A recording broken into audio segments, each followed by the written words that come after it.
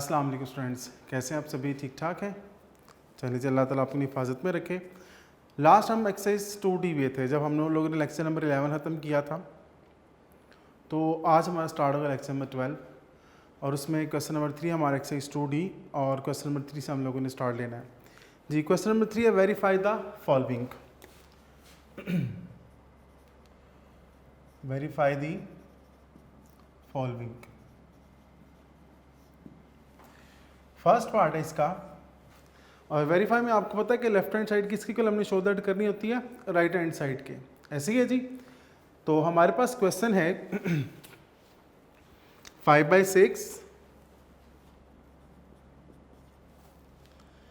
Plus 2/3 plus 3/4 is equal to 5/6 plus 2/3 plus 3/4। और इसमें हमने शो दैट करने के जब हम सॉल्व करेंगे तो डेफिनेटली लेफ्ट हैंड साइड किसकी इक्वल आनी चाहिए, राइट हैंड साइड के। तो बेटा जी आपने एक बात जहन में रखनी है कि आपको याद होगा कि मैंने कहा था कि 3 वैल्यूज़ दी हों और उनके दरमियान ऑपरेशन कौन सा, प्लस का, और इधर भी कौन सा, प्लस का। डिफरेंस क्या है? लेट्स सपोज मैं ये भी ब्रैकेट रेज कर देता हूँ और ये ब्रैकेट भी रेज कर देता हूँ आपको जस्ट समझाने के लिए। अगर मैं इधर लास्ट 2 का पेयर बना लेता हूँ, इधर फर्स्ट 2 का पेयर बना लेता हूँ, तो इसको हमने कौन सी प्रॉपर्टी का नेम दिया था, associative property with respect to addition. अच्छा जी, अब मैंने आपको बताया था इट्स अप टू यू कि आप दोनों साइड साइमल्टेनियसली लेके चलना चाहते हैं या फिर आप इनको सेपरेट सेपरेट सॉल्व करना चाहते हैं, आपकी मर्जी होगी। क्लियर होगी बात? 5/6 प्लस, तो बेटा जी इसका एलसीएम क्या आएगा, 3 × 4, क्योंकि 3 4 12 है। बेसिकली दोनों में कुछ कॉमन भी नहीं था। तो ऊपर वाली वैल्यू के साथ किसको मल्टीप्लाई करेंगे हम, क्योंकि 3 और 3 सेम है तो इधर क्या आ जाएगा 4। 3 × 4 और 4 सेम है, इधर क्या आएगा 3 is equal to right hand side. अब आप देखा जाए, मैंने आपको पहले भी कहा था बेटा कुछ ऐसे एलसीएम्स होंगे जो आपको डायरेक्ट पता होने चाहिए कि इसका एलसीएम क्या आएगा। अगर हम उसको उसके एलसीएम लेंगे सेपरेटली तब भी पता चल जाता है। लेकिन मुझे ये बताएं क्या 6 3 पे डिवाइड हो जाता है? इट मीन्स 6 फिर क्या होगा एलसीएम। अब ये दोनों सेम है तो हम ये चीज़ डिस्कस कर चुके हैं कि एलसीएम और जब डिनोमिनेटर सेम हो जाए तो ऊपर वाली वैल्यू एज इट इज़ आएगी। प्लस 2 × 3 को किससे मल्टीप्लाई करूँगा, 6 आए 2 से, तो 2 × 2 plus 3/4 as it is. Next step क्या होगा, 5/6 प्लस 2 4 द 8, 3 3 द 9 एंड 3 4 द 12। इधर भी देख लेते जी, 5 एज इट इज, 2 2 द 4/6 प्लस 3/4। Any problem students? चलें नेक्स्ट स्टेप क्या होगा जी, 5/6 इनको ऐड करें तो क्या आएगी हमारे पास value, 17/12 is equal to 5 and 4 क्या होंगे, 9/6 प्लस 3/4। अच्छा ये तो मुझे पता है मज़ीद सिंप्लीफाई नहीं हो रहा, यानी कि कटिंग के हवाले से। इसमें देखा जाए 3 3 द 9 होगा और 3 2 द क्या हो जाएंगे 6। चलें ठीक है बेटा जी।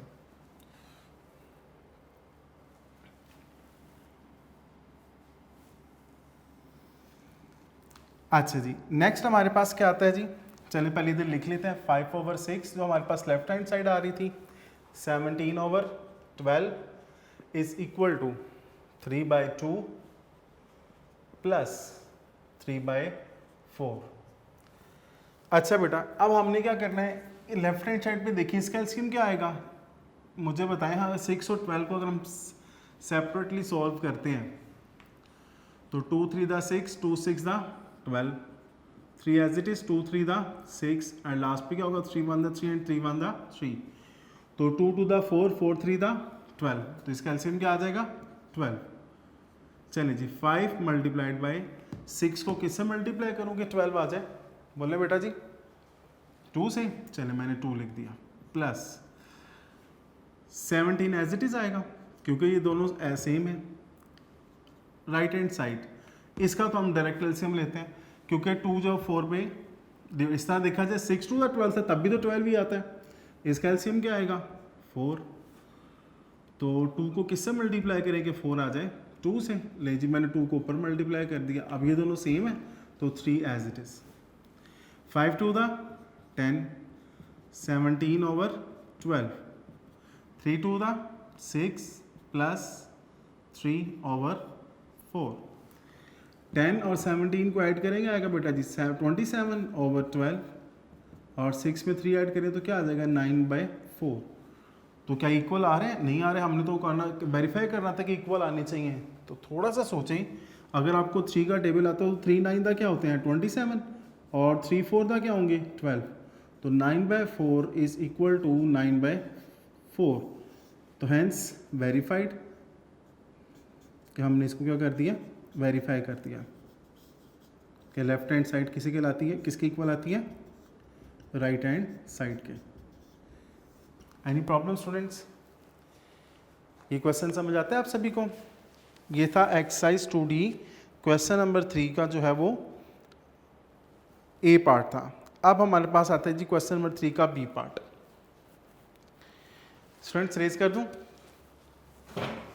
अच्छा जी, हमारे पास बी पार्ट है 1 होल 3/5, 1 होल 3/5 प्लस ब्रैकेट, उसके बाद क्या है जी 1 whole 1/2 plus 3/4, 1 whole 1/2 plus 3/4 is equal to 1 whole 3/4। अच्छा बेटा आपने एक चीज़ नोट करनी है, 3/5 है, plus 1 whole 1/2 plus 3/4। Let's suppose मैंने बुक यूज़ नहीं की राइट हैंड साइड लिखने के लिए, क्योंकि हमने बेसिकली वेरीफाई करना है। तो मुझे बताइए इधर जो पेयर बनाया था लास्ट 2 का था, इधर हम फर्स्ट 2 का पेयर बना लेते हैं, ऐसा ही है जी। तो फिर हमने अब इसको सॉल्व करना है। सबसे पहले 5 बांधा, 5 और 3 क्या होंगे बेटा जी 8/5, 2 बांधा 2 and 1 3/2 plus 3/4 is equal to 5 बांधा 5 and 3 8/5, 2 बांधा 2 और 1 क्या होंगे 3/2, और लास्ट पे 3/4 एज इट इज़।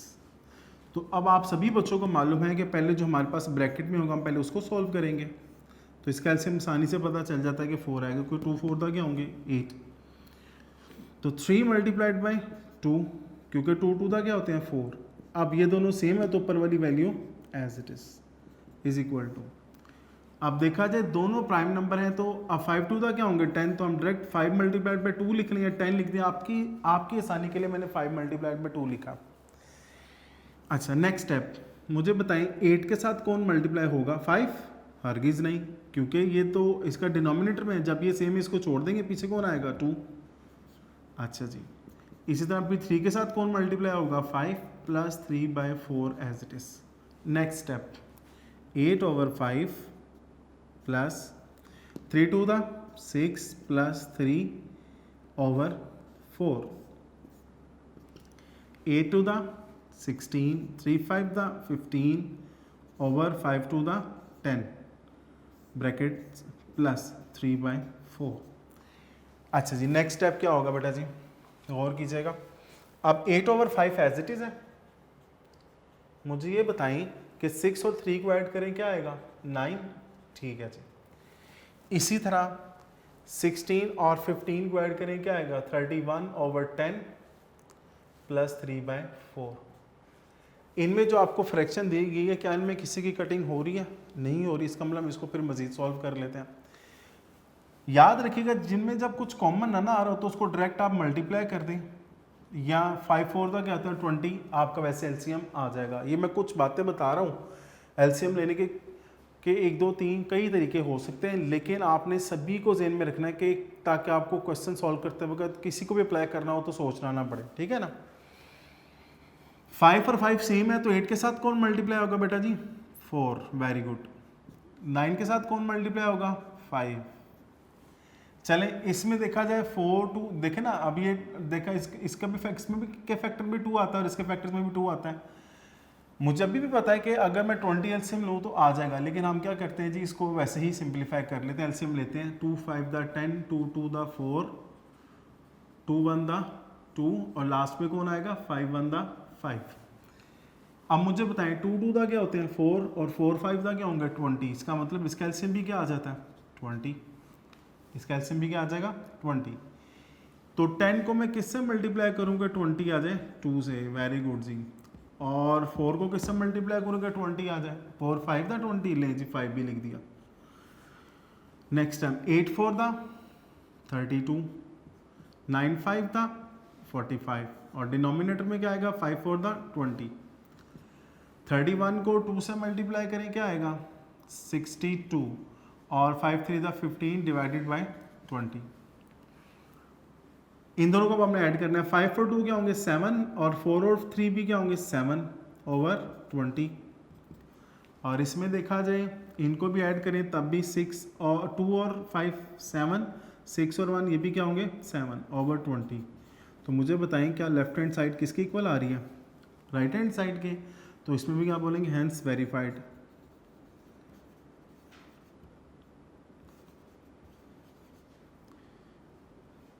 तो बेटा जी ये ज़हन में रखना कि प्रैक्टिस बहुत ज़रूरी होती है।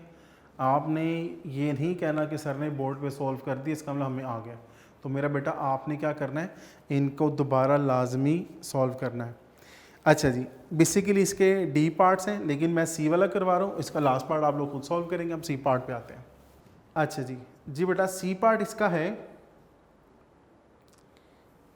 5/2 multiplied by C part 5/2 multiplied bye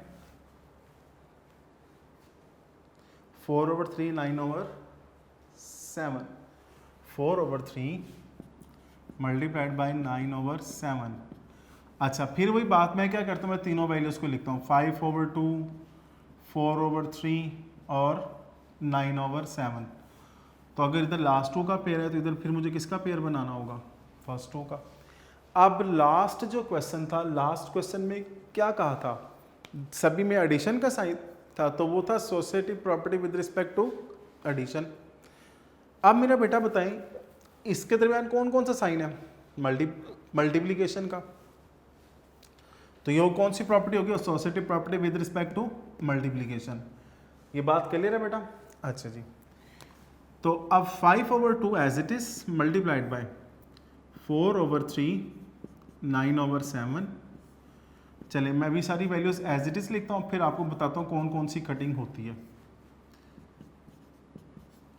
चलें अब मुझे बताएं क्या ये 3 3 9 हो जाएगा जो पहले ब्रैकेट में हम सॉल्व कर रहे हैं।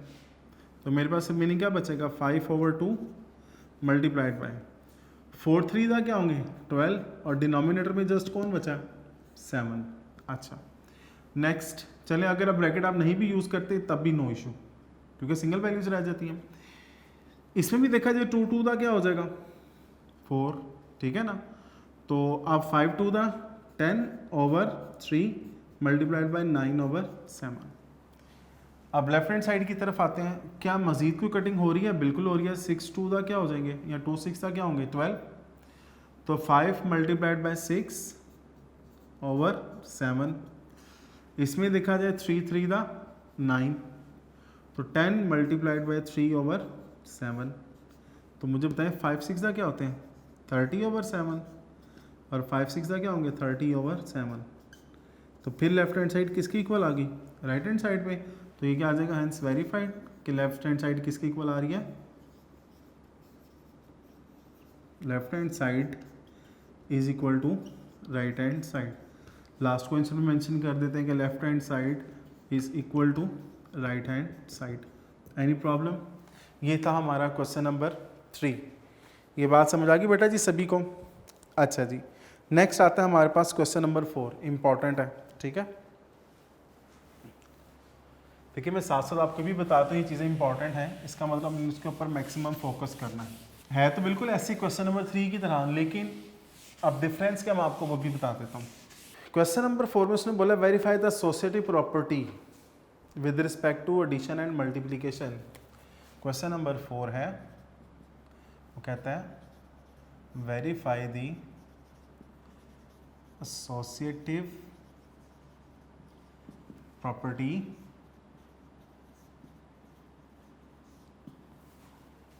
Verify the associative property with respect to addition and multiplication. अब दोनों प्रॉपर्टीज दी हुई हैं, एडिशन की भी और मल्टीप्लिकेशन की भी, और हमारे पास वैल्यूज कौन कौन सी हैं? 2/5, 3/10, 2/5, 3/10 एंड लास्ट वैल्यू हमारे पास 3 होल 1/2, 3 होल 1/2। मैं आपको फिर बता रहा हूँ, मैंने कहा था क्वेश्चन नंबर 3 की तरह बिल्कुल 100% एज इट इज़ है, कोई डिफरेंस नहीं है। अब करना क्या है, उसमें हमें ना वो बकायदा इस फॉर्म में देता था, जैसे कि पहले हम with respect to addition case 1 ले लेते हैं जी। एक केस है हमारे पास कि हमने associative property with respect to addition करनी है। विद रिस्पेक्ट टू क्या करनी है? एडिशन। तो मेरा बेटा देखिएगा 2/5 plus 3/10 plus 3 whole 1/2 is equal to 2/5 plus 3/10 plus 3 whole 1/2। अच्छा, लेट सपोज मैं इधर लास्ट 2 का पेयर बना लेता हूँ, इधर फर्स्ट 2 का पेयर बना लेता हूँ, कोई प्रॉब्लम तो नहीं है? तो अब मुझे बताएं क्या क्वेश्चन नंबर 3 की तरह नहीं क्वेश्चन हो जाता? वैसे ही है ना। सिंप्लीफाई करते हैं जी। 2/5 एज इट इज आएगा, 3/10, 2 3 था 6, 6 और 1 क्या हो जाएंगे? 7/2। Any problem? आसान काम है ना अभी तक। अच्छा, अब मैं क्या करता हूँ, इसका एलसीएम, चले एलसीएम लेने से पहले हम ऐसा करते हैं कि इसको भी जो है पहले इसको ख़त्म करते हैं जी। 2 3 था 6 और 1 7/2, यानी कि मैंने P/Q फॉर्म में या फ्रैक्शनल फॉर्म में कन्वर्ट कर दिया। अब इसको हमने मज़ीद सॉल्व करना है। 2/5 प्लस, बताएं हैं ज़रा ब्रैकेट में क्या, डिनोमिनेटर में क्या एलसीएम आएगा इसका? 10। अब है 3, मुझे ये बताएं कि ये दोनों 10 और 10 सेम है तो 3 एज इट इज आएगा, इसका मतलब चले प्लस 7 मल्टीप्लाइड बाय 2 को किससे मल्टीप्लाई करूँगा? 10 आ जाए 5 से। लो जी, आपको तो सारा कुछ आता है। राइट हैंड साइड की तरफ आते हैं, फिर ये देखा जाए इसका एलसीएम भी क्या आ जाएगा? 10, क्योंकि 5 2 क्या होते हैं? 10। तो मुझे ये बताएं को 2 है, अब 5 को मैं किससे मल्टीप्लाई करूँगा? 10 आ जाए 2 से। शाबाश, ये 10 और 10 सेम है तो 3 as it is, brackets close, और लास्ट पे क्या लिखा हुआ हमने? 7/2। अच्छा जी, इसको अब मजीद हम सॉल्व करते हैं। 2/5 प्लस 3, 7 5 का क्या होता है बेटा? 35/10। 2 2 था 4 प्लस 3/10 प्लस 7/2। 2/5 प्लस 35 में 3 ऐड करें क्या आता है? 38/10। 4 और 3 कितने होता है बेटा जी? 7/10 प्लस 7/2। अच्छा, अब आपने एक बात नोट की होगी, मैंने कहा था कि हमने एक चीज़ ज़रूर फोकस करनी है कि अगर कोई मज़ीद कटिंग होती है तो आपने करनी है। दिखा जाए ये भी इवन नंबर और ये भी इवन नंबर है, तो इसका ओनली 2 पे डिवाइड हो सकते हैं। करते हैं जी। 2 1 2, 2 9 18, 2 5 10, तो मेरे पास आ जाएगा 2/5 प्लस 19/5। अच्छा, इसका एलसीएम क्या आ जाएगा बेटा? 10, क्योंकि फिर देखा जाए 2 5 10 होते हैं। तो मुझे ये बताएं कि 10 सेम है तो 7 एज इट इज़ आएगा। अब 2 को मैं किससे मल्टीप्लाई करूं कि 10 आ जाए? 5 से। ले जी, मैंने 5 लिख दिया। दोनों का डिनोमिनेटर सेम है तो क्या एलसीएम आएगा? 5। जी, हम क्या बात कर रहे थे कि अब दोनों का डिनोमिनेटर सेम है तो आपको पता है कि ऊपर वाली values as it is add हो जाएंगी। 10 7 प्लस 7 5 का क्या होता है बेटा जी? 35। Very good. इन दोनों को ऐड करें तो क्या आ जाएगा? 21/5। इन दोनों को ऐड करें तो 42/10। तो left hand side right hand side की इक्वल आ गई है? बिल्कुल भी नहीं आ रही है। हमने तो वेरीफाई करना था associative property with respect to multiplication. तो अब मुझे बताइए, ये भी इवन नंबर, ये भी इवन नंबर है, तो 2 2 4, 2 1 2 एंड 2 5 10। तो आपने देखा होगा, चलिए इधर लिख देता हूँ कि 21/5 इज इक्वल टू 21/5। अब मुझे बताएं क्या left hand side right hand side की इक्वल आ रही है? बोले जी। तो हैंस एसोसिएटिव प्रॉपर्टी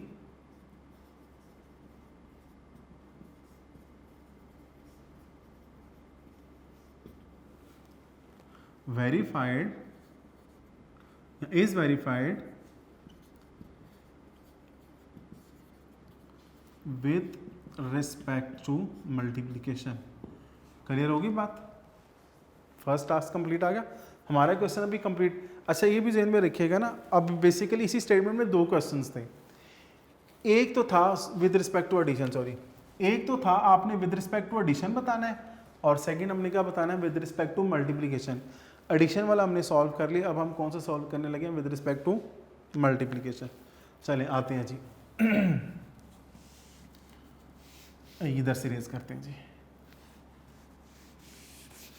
अब हम इसको बी केस कंसिडर कर लेते हैं। अच्छा बेटा जी, बी केस क्या है? हमारे पास यही वैल्यूज़ हैं, तो मेरा बेटा गौर कीजिएगा 2/5। अब हमने क्या बताना है? With respect to multiplication. Multiplied by 3/10 multiplied by 3 whole 1/2। Same values 2/5 3/10 और 3 होल 1/2। अगर इधर मैं फर्स्ट 2 का पेयर बना रहा हूँ तो इधर मैं लास्ट 2 का बना रहा हूँ, इधर फर्स्ट 2 का पेयर बना लेते हैं। अब फिर ये एसोसिएटिव प्रॉपर्टी होगी विद रिस्पेक्ट टू मल्टीप्लिकेशन। सबसे पहला काम 2/5 3/10 2 3 6 6 और 1 कितने होते हैं? 7/2। राइट हैंड साइड पे देखा जाए तो कटिंग तो नहीं हो रही है। तो हम ऐसा करते हैं, पहले इसकी फ्रैक्शन खत्म करते हैं जी। 2/5 3/10 मल्टीप्लाइड बाय 7/2। क्यों? 2 3 6 6 एंड 1 7, तो 7/2 आ गया। अच्छा बेटा जी, 2/5 मल्टीप्लाइड बाय, कोई कटिंग हो रही है इधर? नहीं हो रही है। चलें जी, तो मुझे बताएं 3 7 था क्या होते हैं? 21, और 10 2 था क्या होंगे? 20। Any problem? अच्छा इस तरफ आते हैं जी। 2 3 था, अच्छा इसमें देखा जाए 2 5 था क्या होंगे? 10 होंगे ना। ठीक है बेटा जी, चलें 3/5 5 था क्या होंगे? 25 मल्टीप्लाइड बाय 7/2। नेक्स्ट आते हैं जी, यानी कि हमारे पास आया था 2/5 multiplied by 21/20 is equal to 3/25 multiplied by 7/2। तो अब मुझे देखा जाए इसमें कटिंग होती नज़र आ रही है कि 2 10 था क्या होते हैं? 20, ऐसे ही है। और मेरे पास बेसिकली क्या आ जाएगा? 21/10 5 था क्या होंगे? 50। अच्छा जी, राइट हैंड साइड पे देखते हैं, इसमें भी कोई कटिंग नहीं हो रही है। तो 3 7 था 21 और 25 2 था क्या होंगे? 50। तो फिर लेफ्ट हैंड साइड किसके इक्वल आ गई? राइट हैंड साइड के ना। लेफ्ट हैंड साइड किसके इक्वल आ गई? राइट हैंड साइड के। तो हम फिर क्या लिखेंगे? हैंस वेरीफाइड या हैंस एसोसिएटिव प्रॉपर्टी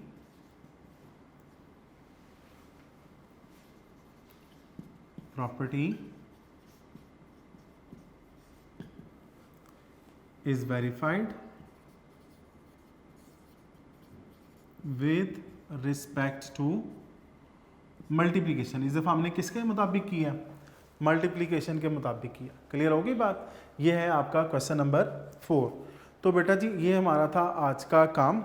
तो इसमें अब रुकेगा, इसमें अब हमने क्या करना है कि नोट्स कंप्लीट लाजमी करने हैं।